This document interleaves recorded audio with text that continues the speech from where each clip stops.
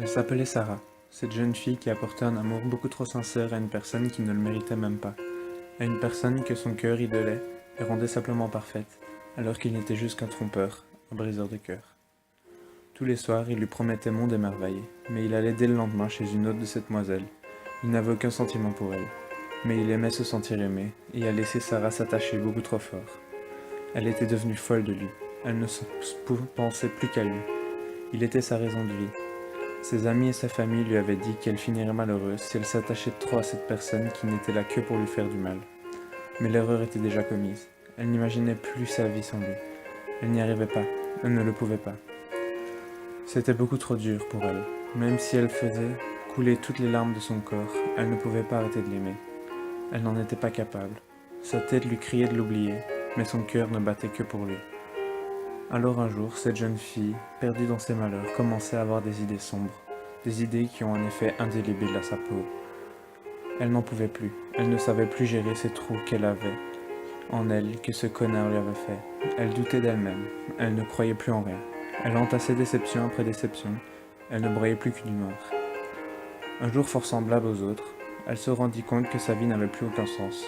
Elle se découpait déjà la peau, tous les soirs dans le noir, pendant que ses larmes coulaient de soir en soir. Ses entailles étaient de plus en plus profondes, son chemin entre la vie et la mort était de plus en plus court.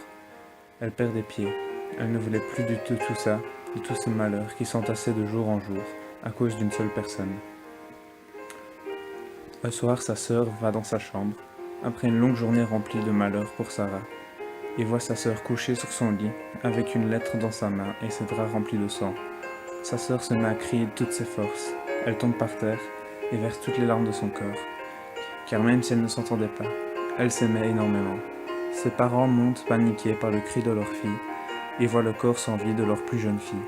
Sa mère ne veut pas y croire et fond en larmes alors que son père va essayer de réveiller sa fille et la secoue comme une marionnette désarticulée. Son corps ne répondait plus. Son âme était déjà morte depuis longtemps et personne ne s'était rendu compte de ça. Mais là, plus le choix de voir la détresse de cette jeune fille qui a trouvé comme seule solution pour sortir de son malheur le suicide, pour fuir tous ces problèmes qui la rongeaient de jour en jour.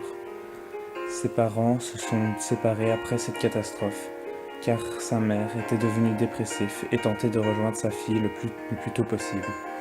Sa sœur, elle, était devenue anorexique, rongée par le démon Anna. L'amour n'est pas un jeu. Si tu prends un cœur, fais-y gaffe. Protège-le comme la 8e merveille du monde.